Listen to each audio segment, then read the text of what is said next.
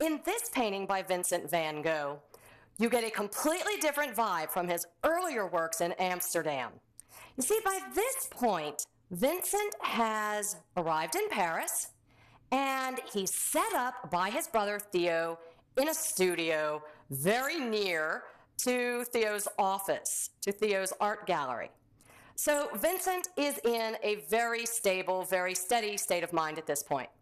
And he spent days sitting on a bench in this park watching people come and go.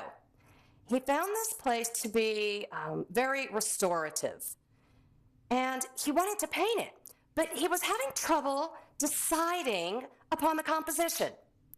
Well, after days of watching people come and go and studying the various paths in the park, he decided that this was the one he wanted to paint because he likened it to the interior of a cathedral. If you look down the center path where the figures are crossing back and forth, you'll see that it puts you in mind of the main aisle of a cathedral. The main aisle, of course, being called the nave.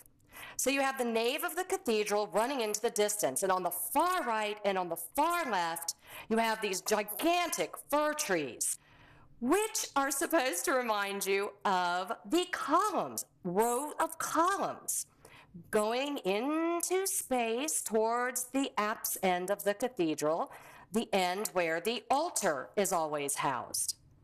If you look closely at the brushstroke, you can see that famous passion, that passion for which Vincent Van Gogh is so well known. He pours it into each and every brushstroke, and it lends a vitality and an energy to his work.